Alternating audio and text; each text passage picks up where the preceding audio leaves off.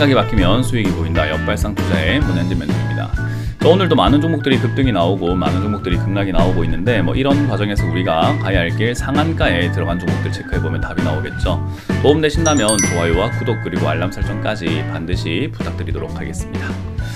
자, 오늘도 시장은 어정쩡하게 움직이고 있습니다. 올라가는 듯 하지만은 엄청 강하게 올라간다는 느낌은 아니고요. 그리고 상한가에 들어간 종목도 약한 종목들밖에 없다라는 점을 생각 한번 해볼 때 지수만 자꾸 올라가고 있는 그런 모습인 거죠. 지수만 올라가게 되면 누가 좋은가요? 하면은 다름 아니라 지금 수급의 주체가 되는 외국인들이 정말 좋아지게 됩니다.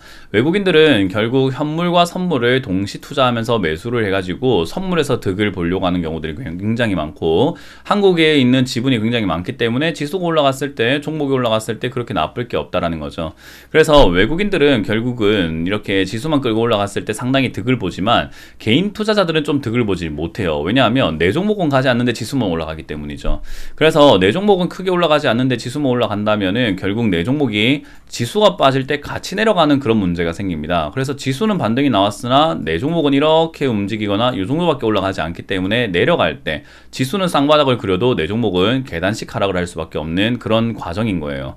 그래서 지금 이 자리는 자칫 잘못하면 속아서 여러분들이 매수를 하게 되거나 또 결국은 매수해가지고 물려가지고 고생할 수 있는 그런 자리가 될 수 있다라고 여러분들이 보면 좋아요. 과거에 아모레퍼시픽이 반등이 나올 때 제가 여러분들께 사지마라 라는 이야기를 많이 했었어요. TV에서 굉장히 사지마라 지금 사면 안 된다 그런 이야기를 많이 했었는데, 차트를 보고 말씀드린다면 이 자리였던 거죠. 이 자리 이렇게 올라올 때 제가 이거 반등 그렇게까지 길게 이어지지 않는다, 그러니까 또 떨어지니까 사고 싶다면 떨어지고 난 다음에 사라 라고 하는 이야기를 정말 많이 들으셨을 거예요. 그리고 산 다음에 이 자리가 바닥이 아닐 수 있다, 지수가 안 좋으니까 또 떨어지면은 그때 추가 매수할 거를 각오하고 사는 것이 맞다. 이왕이면 아예 안 사고 있다가 최저점에 사는 게 제일 좋지만 최저점이 어딘지를 모르니 그냥 모아가는 건 나쁘지 않다. 하지만 나도 최저점을 모르지만 적어도 이 자리가 최저점이 아닌 것은 알겠다. 왜? 분위기가 아직은 아니기 때문에 라는 이야기들을 여러분들께 엄청나게 많이 했었어요. 그래서 지금은 역시 마찬가지로 지수가 기술적 반등이 나오고 있는 자리이기 때문에 이 자리가 절대로 매수해야 되는 자리는 아니다라는 거죠. 그러다 보니까 어떤 누군가들은 이런 비난을 하더라고요. 문현진 멘토 고집 피운다, 내려간다고 이야기했던 게 있으니까는 저 내려간다고 계속 이야기를 주장창 일관성 있게 하는가 봐, 고집 피운다, 저 사람은 내려간다고만 이야기를 하는 사람 비관론자인가 봐 라고 하는데, 글쎄요, 저는 그런 이야기를 보다 보니까 과거가 생각이 납니다. 이 자리에서 제가 현금화를 했다가 욕을 오지게 먹었거든요. 정말 미친듯이 먹었어요. 수명이 한 200년 정도 는 것 같아요. 근데 현금화라고 했다가 왜 욕을 먹었냐면요, 내려갈 거니까 현금화라고 했거든요. 내려갈 수 있으니까 현금화하라, 지금 위기다, 안 좋다, 거품이다, 안 좋으니까 내려가니까 현금화하라 라고 했는데 지수가 어땠나요? 내려갔나요? 내려가질 않았죠. 그러니까 내려가지도 않는데 현금화하란다고 엄청난 비난을 받았어요. 이렇게 좋은 장에 현금화하라 시킨다고 엄청나게 비난을 받았던 거예요. 제가 그렇게 이야기를 했어요. 하락이라는 것은 언제 떨어질지 모른다. 우리가 최고가를 알 수가 없기 때문에 미리 준비를 하고 현금 50%를 빼놓고 투자하는 수밖에 없다. 내가 내 안전을 지키지 않는다면 누가 지키냐. 그러니까 빼놔라 했더니, 아니 쟤는 빼놔라고 하는데 주가는 자꾸 올라가네. 올라가지롱 쟤 고집 피운다, 고장난 시기도 한 번은 맞다고 하더니 그것 때문에 지금 저러고 있나, 그런 이야기를 하시면서 비난을 하시더라고요. 지금 상황도 딱 그렇게 보입니다. 지금 와가지고 좀 그런 생각을 하시는 분들이 점점 증가하고 있는 것 같은데요. 저 때랑 저는 또 똑같아 보이네요. 인간지표가 말을 해주고 있는 시장인 것 같습니다. 결국 이것도 상승이 아니구나 라는 걸요. 결국 개미들이 상승이구나 라고 외치고 그렇게 바라보게 된다면 사실은 급락이라든가 하락이 나올 가능성이 매우 높아지게 됩니다.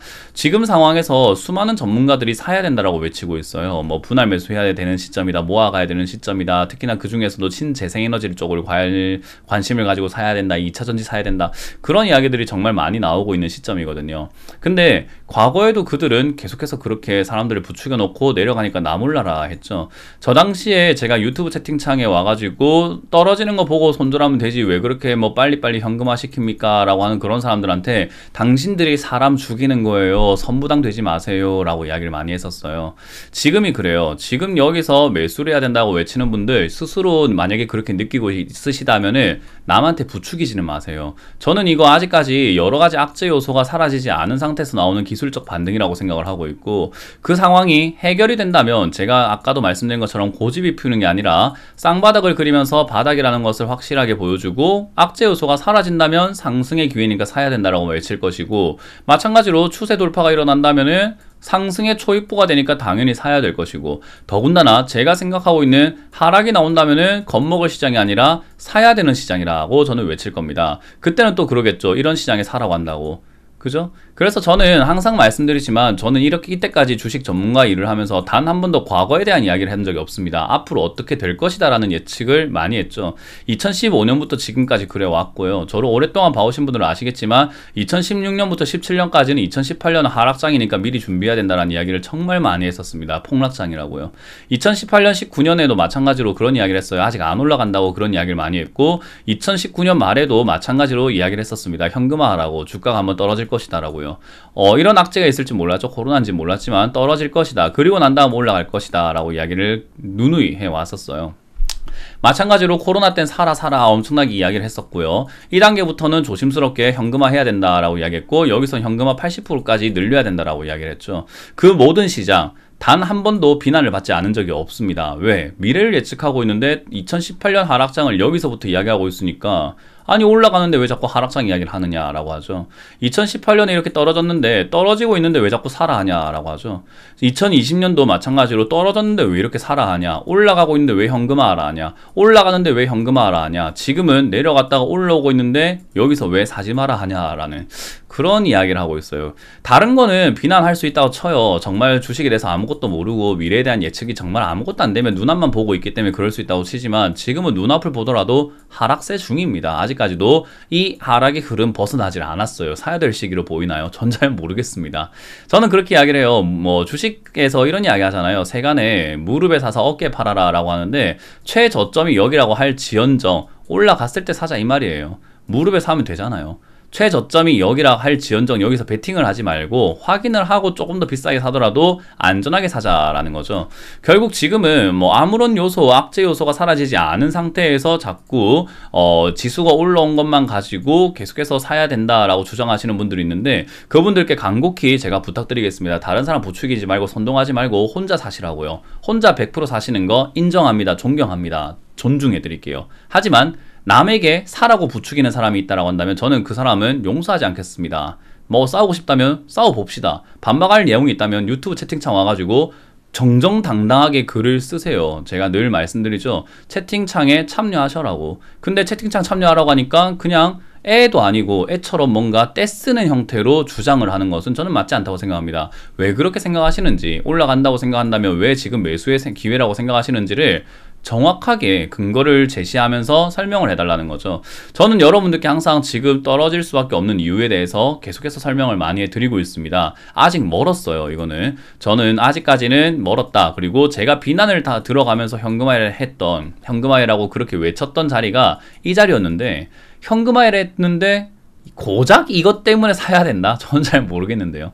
이거 현금화했던 게 여기서 그렇게까지 사람들이 비난을 해 갈 때 제가 현금화를 했던 그 이유가 고작 여기서 매수하겠다는 생각을 하고 현금화한 게 아닙니다. 그래서 여러분들이 저와 생각이 같고 저와 전략이 같으시다면은 아직 속으면 안 돼요. 지금 이거는 추가 하락이 생길 가능성이 매우 높은 자리다라고 보시면 되고요. 그 여러 가지 악재 요소들이 여전히 남아 있습니다. 대만과 중국 지금 굉장히 사이가 안 좋은 상태에서 미국이 끼어들어가지고 상당히 험악해지고 있는데, 또 무역 전쟁이라든지 무역 이야기가 나오게 되면 세계 경제가 침체가 되고 있는 과정에서 그런 것까지 엎친 데 덮친 격으로 생겨버리게 되고, 그로 인한 또 물가 상승의 요인들이 생겨날 수도 있는 거죠. 경기 침체 요인도 생겨날 수 있고요. 그게 또 시장에 반영된다면은 추가 하락 피할 수가 없겠죠.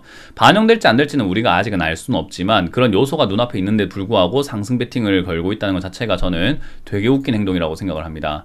더군다나 오늘도 급등 나오고 있는 종목은 여전히 품절주 또는 잡주에 가까운 종목들이 올라오고 있어요. 어떤 분들은 신재생에너지는 잡주가 아니지 않습니까? 라고 물어볼 수도 있는데요. 신재생에너지도 잡주입니다 라고 말씀드리고 싶어요. 왜 그러냐면 우리나라에서 신재생에너지 사업이 지금 엄청나게 성장을 해 나가고 있는 것은 아니고요. 지금은 그런 말 한마디, 바이든 대통령의 말 한마디 때문에 급등이 나왔기 때문에 잡주에 해당된다라고 설명해 드리고 싶고요.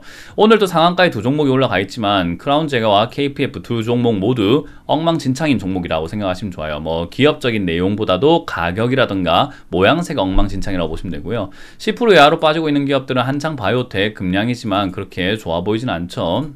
자, 그러면 하나하나 보도록 할 텐데요. 크라운 제가 같은 경우는 품절주입니다. 품절주기 때문에 사실 이렇게 올라올 이유가 별로 없는 종목이기도 해요. 근데도 불구하고 오늘은 대만 관련주로 엮이면서 택도 아니게 올라왔다라고 보시면 되는데요. 이제 미중 무역 전쟁이 있게 되면은 아무래도 수산주라든지 뭐 이런 쪽 대만 과자 수입 금지 이런 것들 때문에 우리나라 과자가 좀 수혜를 보지 않을까라는 택도 아닌 이야기예요. 근데 택도 아닌 이야기에 움직일 수 있는 것은 주식수가 별로 없기 때문이죠. 주식수가 적으니까 조그만 매수세에도 이렇게 급등이 나온다는 게 특징인 거죠. 그래서 이렇게 급등이 나왔고요. 물려 계시는 분들은 이제 탈출할 수 있는 기회가 생긴 거고, 그게 아닌 분들은 별로 살 이유가 없는 기업이 된다라고 보시면 되고, KPF 같은 경우는 로봇 관련주로 엮여가지고 올라왔습니다. 이 기업도 지금 영업이익 면에서 봤을 때 상당히 높아져 있는 것은 맞아요. 지금 뭐 과거에 비해서는 낮은 건 맞는데 어찌됐든 점점 감소하고 있던 이 영업이익이 다시 증가세로 돌아서려고 하는 부분인 것 같아요. 영업이익이 1분기 영업이익이 97억이 나왔으니까 다시 성장할 수 있지 않을까라는 기대감들이 생기죠. 거기다가 유럽 화석 원료 뭐 의존도가 강세다라고 하면서 이제 화석 원료 그리고 뭐 가스 관련주, 신재생에너지 관련주 이쪽으로 엮이면서 또 급등이 나왔어요. 이것도 사실은 신재생에너지 쪽에 엮이나 사실 풍력 발전용 파스너 이런 것들을 만들고 좀 제공을 하고 있다 보니까 풍력 발전 관련주로 엮이게 되는 거죠. 그래서 사실 실질적으로 이렇게 연관이 되어 있는 것은 아니지만 뭐 어쨌든 풍력 발전 관련 테마였다라는 느낌으로 급등이 나오고 있는 거죠. 자, 결국 실적이 줄어들 때 2020년부터 실적이 줄었는데 주가가 떨어졌느냐라고 하면 그렇지는 않았습니다. 그런 상태에서 주가가 올라가고 있고, 그 올라가는 이유도 실적 이슈가 아니라 그냥 단순히 신재생에너지 관련주로 엮여가지고 급등 나오고 있다는 것 자체가 사실 매력적인 종목으로 보기는 힘들다라는 거죠. 그래서 이런 기업들도 들고 계시는 분들은 탈출할 수 있는 그런 루트로서 활용할 수는 있겠지만 저는 신규 매수하기에는 부담된다라고 설명을 해드리고 싶어요. 그 외에 많은 기업들이 움직이고 있지만 사실 뭐 매력 있는 종목들은 사실 없어요. 그래서 이런 분위기 속에서 우리가 해야 되는 것은 조심해야 되는 것밖에 없어요. 그래서 지금도 여전히 저는 이 반등의 시작점이라고 할 수 있죠. 지금도 마찬가지로 반등이 시작점인데 매 반등 나올 때마다 비난하시는 분들이 있었던 것 같아요. 여기서도 반등 나올 때 비난받았고 여기서 비난 받았고요. 그리고 이렇게 횡보할 때도 이거는 계단식 하락의 전조 현상이니까 하지 마라 할 때 비난받았고요. 여기도 계단식 하락의 전조 현상이니까 하지 마라 했는데 비난을 받았죠. 뭐 이제는 비난받는 거는 사실은 익숙해서 아무렇지도 않은데, 혹여나 우리 구독자분들 또 영상을 보고 계시는 분들이 그런 헛소리들에 놀아나실까봐 걱정이 됩니다. 그래서 현명하신 투자자분들은 그런 이상한 소리에 놀아나진 않겠죠. 그래서 저는 지금 여전히 여러분들이 관망해야 되는 자세로 유지하시는 거 지금까지 잘해오고 계셨으니까, 현금화해 오신 분들은요 지금 이거 사려고 현금화 하신 거 아니잖아요. 그러니까 남들이 공포스럽고 남들이 중내 사내할 때 그때 사야 된다라는 거, 그게 우리가 현금화한 이유입니다. 그거 명심하시고 그러한 약간 굳은 의지를 가지시고 지켜보자는 전략을 드려보도록 하겠습니다. 자, 어쨌든 요즘 뭐 계속 이렇게 시장이 반등이 나오다 보면 제가 말씀드렸죠. 올라오면 어제 살 걸 문현진 말 듣고 안 샀어. 그런 사람들이 점점 등장하기 시작할 거라고 말씀드렸는데 여전히 등장하는 것 같습니다. 예측 하나 틀린 거 없네요. 여러분들도 그 점 참고하셔가지고 경거망동하지 마시고 불안해하지 마시고 오히려 하락을 즐기자, 하락을 기다려보자. 하락이 나왔을 때 우리는 그때 바닥을 확인하고 그때 싸게 들어가자라는 전략을 기억하시면 되겠습니다. 자, 어쨌든 여전히 어려운 장세, 여러분들이 마음을 어떻게 먹고 있는지, 누구 말을 듣고 내가 어떻게 행동을 옮기겠다라고 결정을 하는지에 따라 가지고 결과는 많이 달라질 것 같습니다. 여러분들이 현명한 선택을 해주시길 바라면서 저는 물러가도록 하겠습니다. 지금까지 역발상 투자의 문현진 멘토였습니다. 고맙습니다.